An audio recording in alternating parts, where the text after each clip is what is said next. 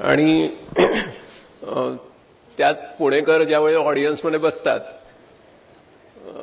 आणि त्याच्यात सुद्धा मजा म्हणजे सगळ्यांनी उठून टाळ्या वाजवल्या, म्हणजे उठण्याच्या तयारीत. त्याच्यामुळे मी सुद्धा तसं बरीच वर्ष पुण्यात आहे, त्याच्यामुळे मी थोडासा संदेश घेतलाय त्याच्यातून. पण तरी मला विनंती करायची की आपल्या ज्या भगिनी आहेत त्यांच्यावर वेळेची मर्यादा आहे, त्याच्यामुळे त्यांनी जायला हरकत नाही. मला काही अधिक्षेप होत नाही, कारण मला इतकी भाषणं द्यावी लागतात की श्रोत्यांचीच क्यू येते की कसे काय बसतात बाबा. तर त्याच्यामुळे तुम्ही काही काळजी करू नका. माझ्यावर वेळेची खूप स्ट्रॉंग मर्यादा आहे, त्याच्यामुळे मी एका वाक्यात सांगेन की आपलं जे MKCLचं मिशन आहे त्याच्यासाठी जे जे झटतात त्या सगळ्यांचं मी मनापासून कौतुक करतो. आजचा कार्यक्रम, त्याचं आयोजन प्रयोजन या सगळ्यासाठी ज्यांनी ज्यांनी काम केलंय, मी नावं घेणार नाही, त्या सगळ्यांचं खूप मनापासून कौतुक करीन. आता श्रीमती वीणा कामत यांचं अतिशय विचारप्रवर्तक असं जे मार्गदर्शन झालं त्याच्याबद्दल त्यांचं खूप मनापासून कौतुक. मला खरं म्हणजे कल्पना नव्हती मी आज बोलावं, कारण विनोबांनी एका ठिकाणी म्हटलंय की काही लोक आपल्या स्वप्नांना मूर्तरूप देण्यासाठी संस्था स्थापन करतात, पण त्यात स्वतःच मूर्तिरूप होऊन बसतात. तर तसं मला काही व्हायचं नव्हतं. मी असं ठरवलं होतं की वयाची 60 वर्ष झाली की आपण मूर्त स्वरूपात लोकांना दिसता कामा नये, आपलं काम अमूर्त स्वरूपात झालं पाहिजे. त्याच्यामुळे मूर्तिरूप होण्यापेक्षा स्फूर्तिरूप होऊन पडद्यामागून काम करावे असं मी स्वतःसाठी ठरवलं होतं. तसं जेवढं जमेल तेवढं तसं करण्याचा मी प्रयत्न करतो.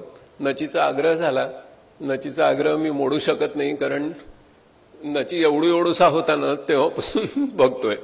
त्याच्यामुळे काही माणसं लाडाची असतात आणि डॉक्टर भटकरांनी आमच्यावर जे प्रेम केलं आणि आम्ही इथे पोहोचलो, म्हणजे मग अशी मॅडम म्हणाले मी फाउंडेशन स्टोन आहे, त्यातला दुसरा शब्द जास्त महत्वाचा आहे हे लक्षात घ्या. त्याच्यामुळे तसा मी असताना सुद्धा डॉक्टर भटकरांनी आमच्यामधून काहीतरी त्या दगडातून मूर्ती घडवण्याचा प्रयत्न केला. त्याच्यामुळे त्यांच्यासारखे गुरु आहेत म्हणून आहेत. आणि त्याच्यामुळे नची लहानपणापासून आमचा लाडका, त्याच्यामुळे नचीनी हट्ट केल्यानंतर नाही म्हणवत नाही म्हणून बोलूया म्हटलं. पण मला विश्वजितला असं सांगायचंय, कुठे विश्वजित? विश्वजित, मला तुम्हाला असं सांगायचंय की तुमच्याकडे जे 450 सगळे केंद्रचालक आहेत त्यांना ना आता खूप जण, मी तर व्यक्तिशः ओळखतो, माझी त्यांच्यामध्ये भावनिक गुंतवणूक आहे, तर त्या प्रत्येकाकडे आज एक स्टोरी तयार झाली आहे त्यांच्या आयुष्याची. मला असं वाटतं की आपण ज्यावेळेला 25 वर्ष पूर्ण करू त्यावेळेला आपल्या विभागाच्या 450 उत्तम स्टोरीज आपल्या रेडी झाल्या पाहिजे, कारण प्रत्येकाकडे एक विलक्षण स्टोरी आहे. आणि काही अधुऱ्या राहिलेल्या स्टोरीज आहेत, त्यांची सुद्धा आठवण ठेवावी. एक प्रातिनिधिक स्वरूपात मला या मीटिंगला आलं की पोटगन मॅडमची आठवण होते, त्या गेल्या आपल्याला सोडून, आणि तशा अनेक काही जण, त्यांच्या सुद्धा स्टोरीज आहेत. पोटगन मॅडम गेल्या तर समीरला आपली धाकटी बहीण गेल्यासारखं वाटलं. अजूनही त्यांना त्यांची आठवण आली की कालवा कालव होते. तर कोणालाही विसरायला नको. काही जण आपल्या परिवारातून दुसऱ्या काही व्यवसायासाठी गेले असतील तरी त्यांची पण एक स्टोरी आहे, ते पण आपलेच आहेत. तर ह्या सगळ्या स्टोरीज आपण तयार कराव्या. खूप लोकांना प्रेरणा मिळेल, कारण नोकऱ्या कमी होत आहेत आणि हे सगळेजण इतके स्फूर्तिरूप आहेत कारण ते एंटरप्रिनर्स आहेत. त्यांनी नोकऱ्या कोणाच्याकडे मागितल्या नाही, लोकांना नोकऱ्या दिल्यात. आणि अशा 450 स्टोरी नुसत्या एकट्या पुणे जिल्ह्यातून जर आपण बाहेर आणल्या तर ती समाजाची फार मोठी सेवा होईल. त्याच्यामुळे 2 वर्षासाठी आपण हा प्रकल्प घ्यावा. सगळ्यांनी स्वतःची स्टोरी लिहावी आणि आपल्या मुलांना आपण काय देऊ शकतो खरं म्हणजे, तर आपल्या मुलांना आपण एकच गोष्ट देऊ शकतो की अरे मी असं जगलो की माझ्या जीवनाची एक स्टोरी झाली, तुझ्याही जीवनाची एक स्टोरी झाली पाहिजे, हे आपण आपल्या मुलांना सांगू शकतो.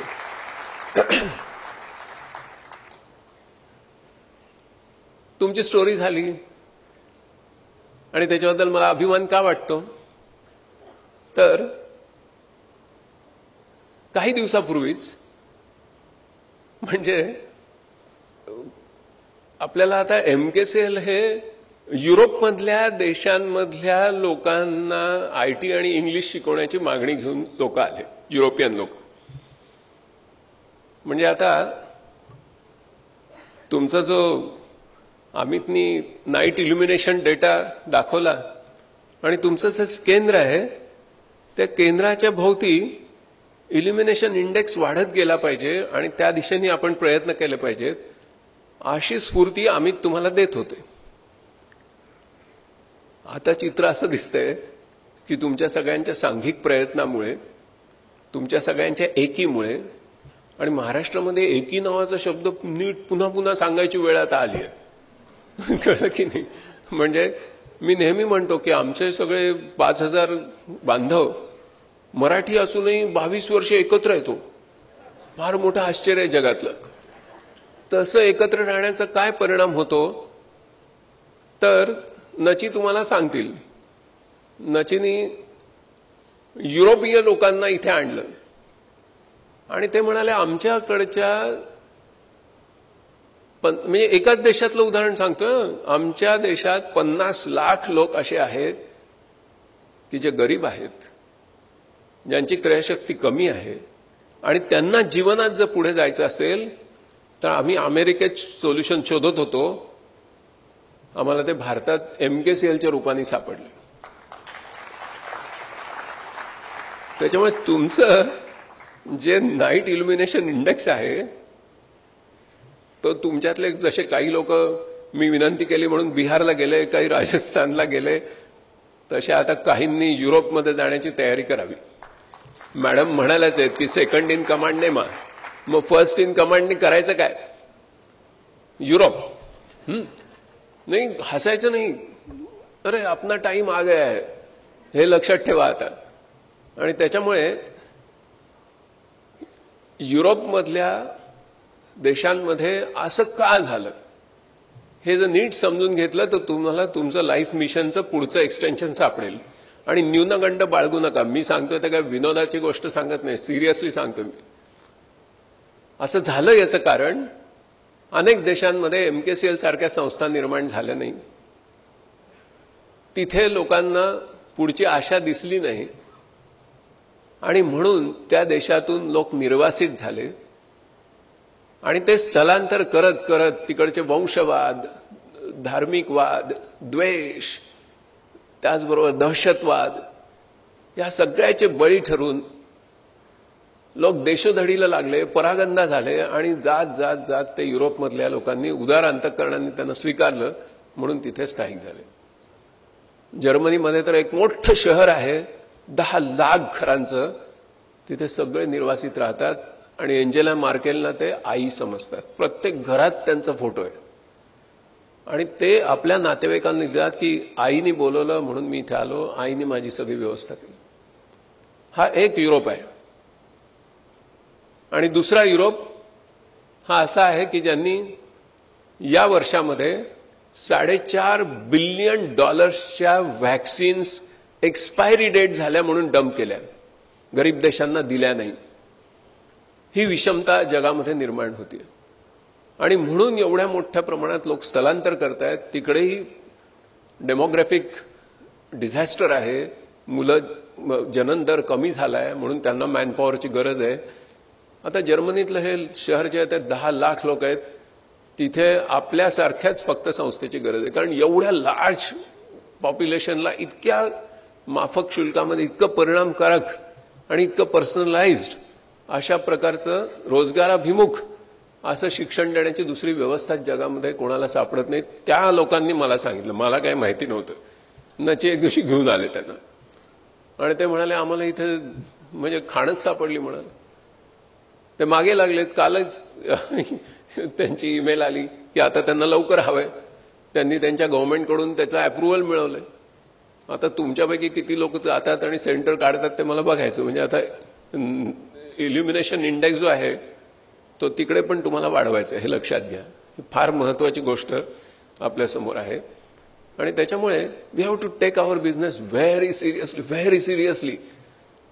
कारण आता तुमच्या स्वतःच्या टर्नओव्हरचा, तुमच्या स्वतःच्या प्रॉफिटेबिलिटीचा, तुमच्या बँक अकाउंटचा फक्त प्रश्न राहिला नाही. तुम्ही समाजाचे सेवक म्हणून आता लोक तुमच्याकडे बघतायत. एक ऐतिहासिक अशी भूमिका तुम्हाला प्राप्त झाली आहे, हे तुम्ही आता विसरता कामा नये. आणि तुम्ही सगळेजण एक राहिलात तर अजून तुम्ही चमत्कार करून दाखवाल. आणि किती वेगाने आपल्याला जायचंय तर या वर्षा म्हणजे 2024च्या शेवटी, त्यातले 2024 मध्ये इलेक्शन्स आहेत, मग पॉलिटिक्स आहे, काय घडेल काय नाही याच्यावर वेळच घालू नका. 2024च्या शेवटपर्यंत $1000च्या लॅपटॉपची power 10 to power 16 cycles per सेकंद. Enormous power is going to come on computer which is equivalent.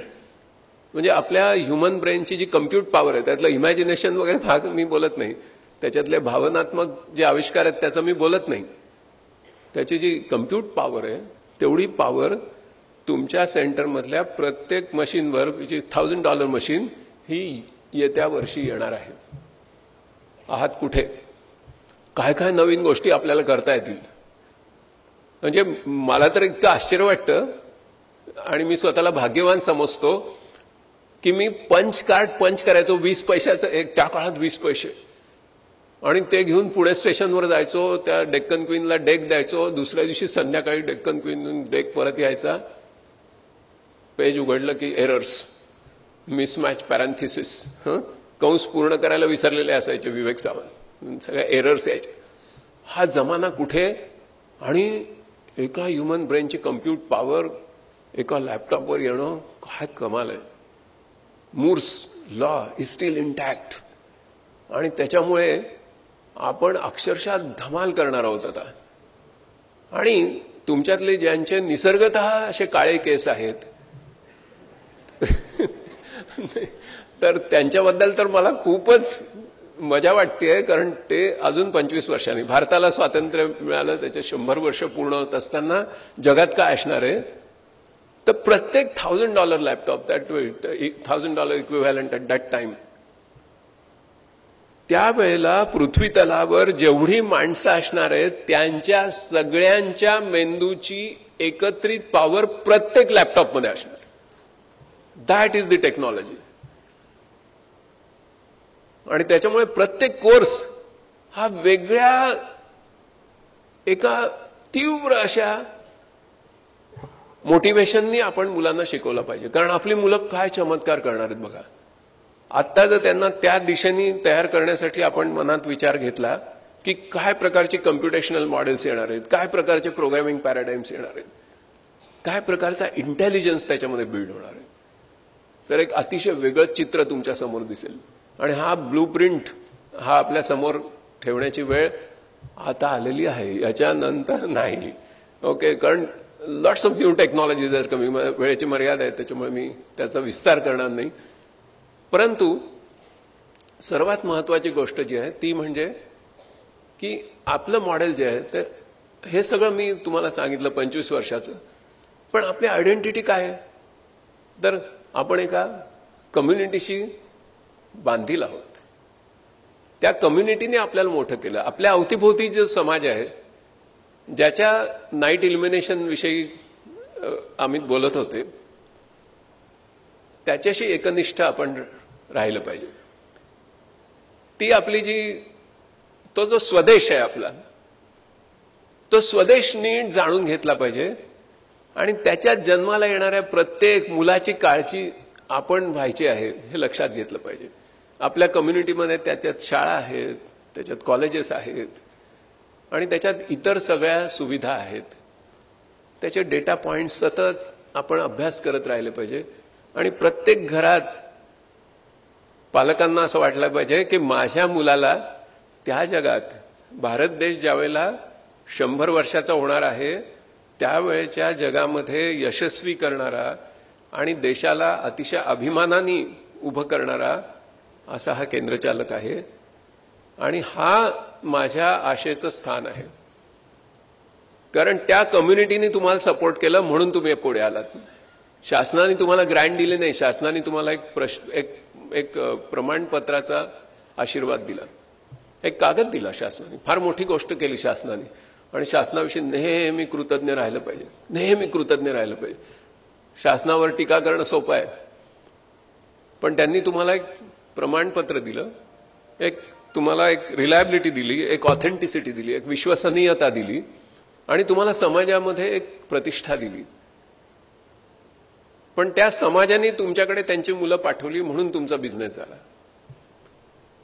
आता त्या समाजाचा इल्युमिनेशन इंडेक्स वाढवणं हे आता आपलं एक इति कर्तव्य असलं पाहिजे आणि त्याच्यासाठी किती झटायचं, त्याची पराकाष्ठा केली पाहिजे. मला काय मिळेल त्याचा विचार करू नका. पूर्ण झोकून दिल्याने काय होतं त्याविषयी एक गोष्ट छोटीशी सांगून मी तुमची रजा घेणार आहे, वेळेची मर्यादा आहे.